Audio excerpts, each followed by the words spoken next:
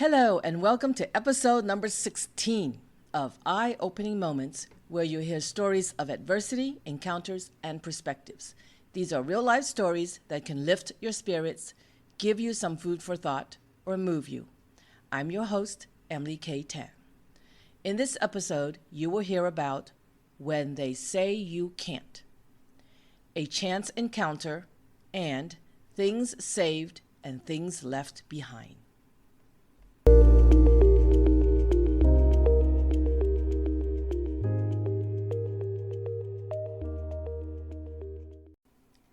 A moment of adversity called When They Say You Can't. As I sat down to my first meeting with a group of strangers, someone asked why I wanted to be there.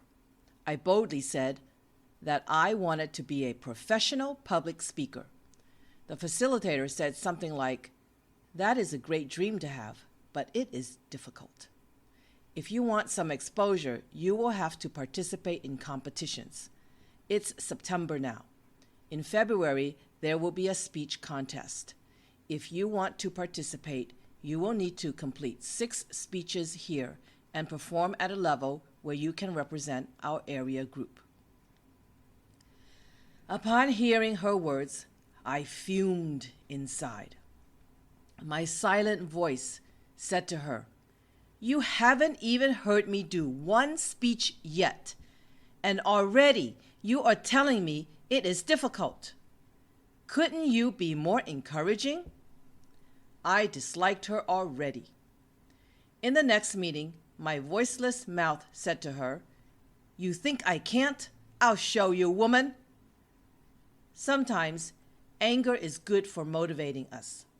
I didn't like her as the leader of the group. Still, because I had a dream, I continued with the program. I completed 6 speeches as required, and the group agreed for me to represent them at the speech contest. Our group had only 20 people. When I went to the competition, there were 200 people, and I competed with people in several districts. Though I was nervous, I was excited too. It was a thrill for me to speak before hundreds of people. It was part of my dream that said, "Hear my voice."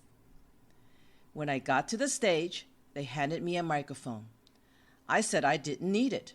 I was ready to use my voice and project myself. I repeated the speech introducing myself to my area group of 20 people. When I first presented it to my area group, I almost cried because my story moved me. It was a surprise to me as I was never moved by myself. Then, when I said the same speech at the contest, I shocked myself. My body trembled a bit. My eyes watered, and I wanted to cry. My voice also trembled a little because I was moved by my story again. Still, I continued, and the shivering subsided. The applause seemed loud as I walked off the stage. I was glad to be done so that I could wipe away the tears in my eyes. The judges made their decisions, and soon it was time for the awards ceremony. I was astonished to hear that I won first place. Afterward, many people came up to tell me that my story moved them, or that they also had a voice that wasn't heard and wanted to be heard. The comments astounded me. I thought I was alone in feeling unheard and wanting to be heard. It was comforting to know that I was not alone. I was surrounded by a sea of strangers who seemed to want to connect with me because of my speech. And what did my area group leader have to say? It was a while before I saw her in the crowd, and all she said was, "You did good." From there, I learned that though I was angry before, it motivated me to act. And most importantly, the opinion that matters most is mine, not others. If I want to do something or think I can, I should go ahead and not let anyone's words anger or stop me.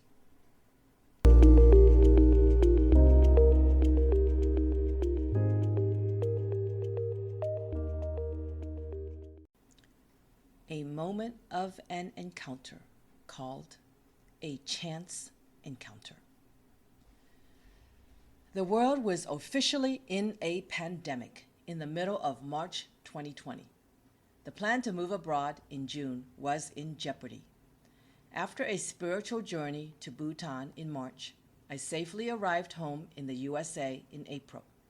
I packed nearly all my belongings to have them transported by sea, which would take 2 months, so I hoped it would arrive in June when I planned to move.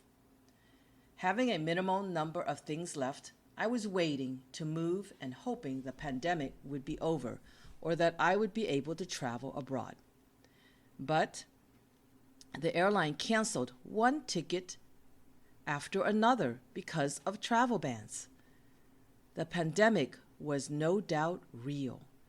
Not only were there travel bans stopping me from enjoying adventures and moving, but my freedom also became limited as my world was in lockdown, and we were only allowed to go out to get necessities.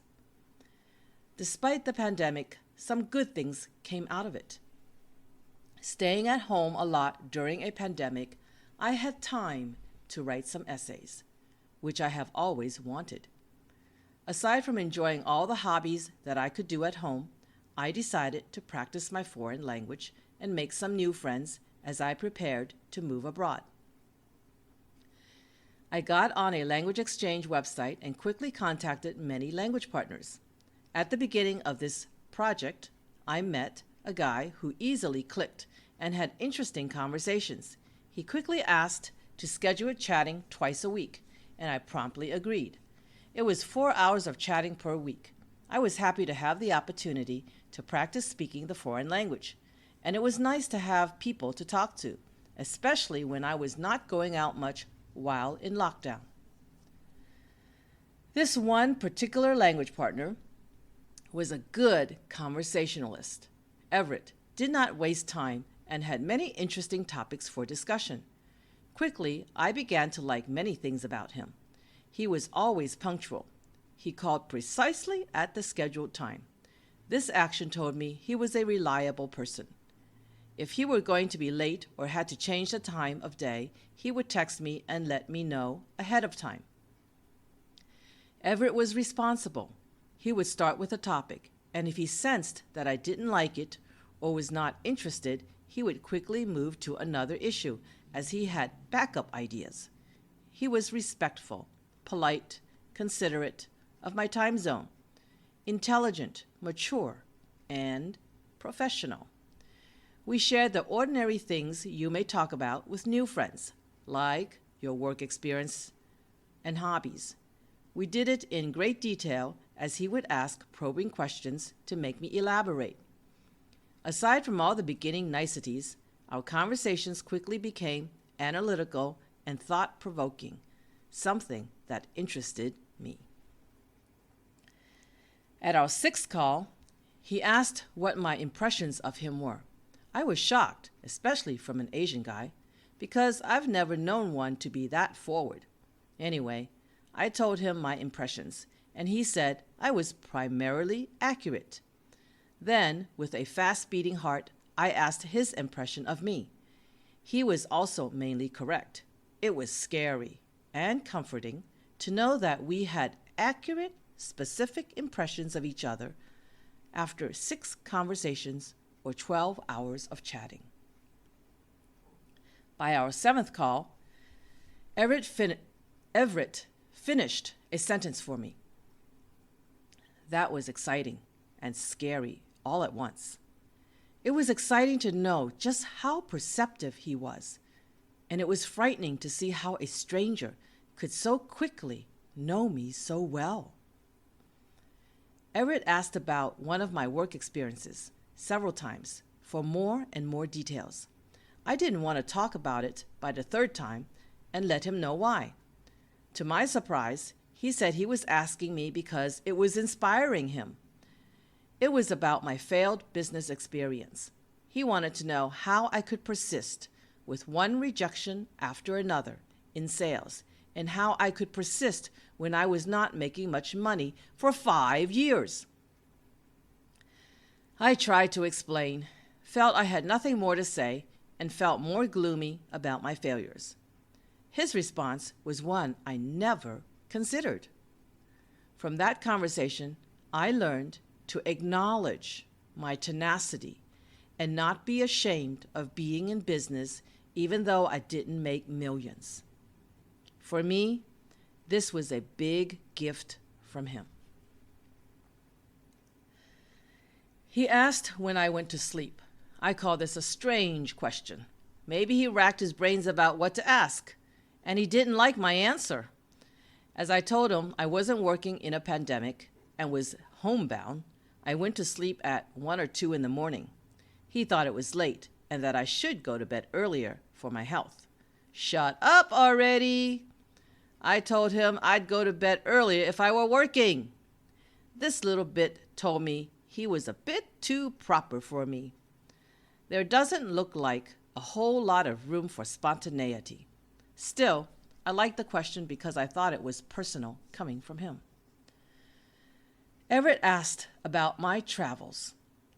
Nothing abnormal about that, but then he would ask if I traveled alone or with others in each of them. It was a bit scary. I didn't understand why he asked for those specifics, or fishing to know about my relationships. He asked about the kinds of friends I liked or would like to have. I wondered if he was fishing. As proper as he seemed, I thought him to be a bit devious, too, because he wouldn't directly say some things. At other times, he was so direct. Humans are so complex. He asked for my impressions of him. And after I told him, he said, "Deduct 1 point from you because you didn't say I was honest." I said, "I can't be sure if you are an honest person." Then he said, "I don't want you to be sure." We laughed and laughed. It was real. It was like sweet innocence. He also said, "Deduct another point because I said he might be a little dangerous." He asked why. I said I would not tell him at this time. Fortunately, he didn't press me on it because I didn't want to tell him. We both laughed it off. With this bit of conversation, I don't know if we were flirting or not. Everett asked if I had financial planning. I thought this was a bit personal, especially when we've never met and only had 7 conversations thus far. Anyway, I answered him, and he wasn't shy to share his details. Now I know he's a planner, not materialistic, yet financially secure, mature, and only wants a simple life. All qualities I like and value. He asked if I played any musical instruments. Nothing abnormal, but this was the only place I learned from him that he played a little guitar before to chase after or attract girls. You see, 3 months later, I began to think he might be gay. I'll explain later. Everett asked, and I asked, about near-death experiences, the happiest time in life, the worst time in life, crossroads, what makes a best friend, what's good about growing older, what's good and bad about being young. We talked about the most significant fears and influential people in our lives. We chatted about how to deal with people we don't like, what to do in upsets, what makes us angry. They were all exciting and thought-provoking topics I loved to discuss. He asked me what I was most proud of in myself. Surprisingly, before I could answer, he started to guess. He guessed twice, and they were wrong. I wondered why he guessed when I didn't ask him to guess. Anyway, it was nice to know that he didn't know. I wanted to say, "Don't assume you know. Ask." Still, The question had me think and tell myself what I was most proud of, and indeed I told myself that I should be so proud of it. He agreed that nothing he did could trump it either. This bit helped me to be proud of myself. Yet another gift from him, because he asked and we talked about it. Sometimes Everett would ask things that I thought were so impersonal. Maybe I was looking for a friend or a boyfriend, and I was getting a professional conversationalist. We had so much in common, and we were at the same stage in life too. We had both had a long career, and now, with the pandemic, we were wondering if we should change jobs. We were close in age too. Same generation, same likes, same values. If anything, this was of great comfort to me. Sometimes he would ask, "How have you been?" When I said, "Okay," he would say, "What's wrong?"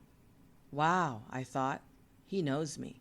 He knows that when I say okay, I mean I'm not really okay. It sounds like what I hear guys say about women. Say one thing and mean another. This simple little question made me start to fall in love with him without knowing it. When I shared my frustrations, he'd tell me I was too hard on myself. It was comforting to hear. I was falling some more. I asked about risky things done in life, and we shared. Now Everett is clear that I am a risk taker, and though he is too, not as much as me. He may not like that about me. I don't know. He did say, "What an abundant life I have with all that I shared." Yes, with all the twists and turns in events, I certainly haven't had a boring life, with all the good and evil. I never felt that I had an abundant life until he pointed it out to me. Another wonderful gift from him. I asked some questions that required short answers, and this was how I got some trivia knowledge about him. We both like autumn. He is the astrological sign that I get along with very well. His favorite color is yellow. He's a morning person and not a night owl. He doesn't get angry often. Would you like to travel to the future or the past? Would you like to reminisce old memories or make new ones? Is it worse to fail or never have tried to do something in the first place? We mainly had the same answers. Small details, but I wanted to know. When asked if we could open a store, what would it sell? We both said a bookstore. Everett asked. I asked. He'd also tell me his answer to the same question if he asked a question. I'd answer the question too, following his example to be equal partners in the conversation if I asked a question. That says a lot, and I like it. It's not one-sided, quite a balanced or equal partner in terms of how much each person talked. I appreciated this. He was mindful of not talking more or less than me for the most part. It shows consideration and that he is not an overbearing person. Only once did we go over the scheduled time for half an hour. What allowed Everett to let us go over time? We had both been in management before and discussed issues in the management position and our management styles. I discovered more about myself and how others see me in this conversation. Thank you to this conversation partner. Though we talked about all kinds of topics, I noticed 2 issues he never asked me about, and I thought that was quite strange. He never talked about family or relationships. Everett did prod and probe about my friendships, and I still don't know if he was fishing or not. Frustrating, sometimes so direct in some topics, and sometimes so subtle or indirect in other issues. Interestingly, I felt I shared so much, and he thought I didn't share enough. He said I was protective of myself. Nothing wrong with that, I thought. He should remember that we haven't met, and I already shared with him more things than any other single person. Interesting how a man with a stable and primarily uneventful life was now looking for a little more pep in his life, and me, a woman with an eventful life, full of twists and turns, was now looking for a more stable life, but also craved some excitement too. Meeting at the same time in life where we both want more or something different, I thought Everett would be ready for this American girl, but I was wrong. After 3 months of consistently chatting on the phone for 4 hours each week, this chance encounter ended when I finally moved abroad. Calls just ended with no conversation that sounded like it was the end. Still, I believe he insinuated it by saying that I no longer needed a language partner since I would have the environment to practice it when I moved abroad. So, I saved him the trouble and ended it by not responding to his text question, and he never contacted me again. I like this new friend a lot. I enjoyed our conversations a great deal. By the end, I realized that I had fallen in love with him, because the last time I felt like this was when I was with the boyfriend I loved the most. What do they have in common? These two understood me the most because they asked the most questions about me. This chance encounter has left me baffled as to why it ended just like that. Importantly, it has left footprints in my mind.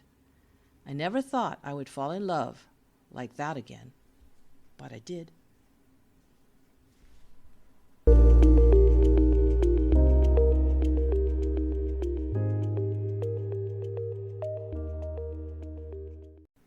A moment of a perspective called Things Saved and Things Left Behind. Time for another move. What should be tossed, donated, sold, kept? So many things accumulate over time. So much work to physically pack and move items. At each move, one has to think, what can I throw away? And what can I not throw away? Amazingly, there is so much that we could live without. There is so much that we wouldn't even miss if we tossed them out. Yet, we seem to think we need a lot more than we need or use. Interestingly, we will keep some things that we have no need for in our daily lives. We will keep some things that we may hardly even look at from time to time. We will keep some things that are many years old. They just can't be thrown away because they are too valuable to us. They mean too much to us. They are pieces of ourselves and our memories, collections, gifts, pictures, memorabilia, things. After moving 17 times thus far in my life, I have no doubt thought many times about what to toss and what to keep. However, I only recently thought about why I never toss out some things, and even though I don't need them. Many friendship books, a love poem, a statuette of 2 caterpillar lovers, a unicorn clip, a locket necklace, a piece of jade, 2 stuffed animals, or useless things that I have had for too many years, but will never part with until the day I die. Why? I can never throw away those little things from my first love and best friend. Too precious are those memories. My master's thesis, high school diploma, bachelor's degree, master's degree, Chinese school diploma, elementary school teaching license, Mandarin teaching license, teach Chinese as a second language certificate, insurance license, real estate license, securities license, passport, IDs, other certificates that are just pieces of paper and pins from being in business are just little things. Still, they represent hard work, accomplishments, and identity. How can I throw them away? Travel souvenirs that I only started collecting in the last 10 years serve as home decorations and represent another kind of accomplishment. I could never get a travel education in the classroom, and the experience could never be more enriching. It is priceless. I once had many photo albums, but after so many moves, I finally got rid of some or took them out of the albums and put them into plastic bags to save space. One may say, but how could you throw pictures away? Sometimes it is better to remember in the mind than to see in the actual images. Why? Look how young I used to look. Look how skinny I used to look. Now, that can be depressing when you see what I look like now. Or how sad it is that I used to have those days when I used to have such a fun group of friends or ex-boyfriends, and where are they all now? They are not in my presence. In the end, with these things saved, they will be left behind when I die, and those who are still alive will see them. What will they learn? Some old boyfriends, even a husband photo, but can anyone decipher which boyfriend was the most special? Places I have traveled to would be easy to see, but that doesn't include travels I had at a younger age. You can see accomplishments in diplomas, degrees, and certificates, but you cannot find the most outstanding achievements from those things. What are those intangibles or other achievements? I overcame many adversities. I faced fears, tolerated things, and enjoyed some of the greatest moments of happiness. I came back from great devastations. All those experiences built who I am in character. You won't find physical evidence of those vitally important things. However, I have put some of them in writing. While I may not have expressed all that is my life, I hope some of my written stories reveal my thoughts and feelings and what matters most to me. Whatever you save will be left behind. And what will they say about you? Whatever they are, you choose them. To not leave it to chance, I decided to write memoirs, and in the process, I have come to rejoice my abundant life.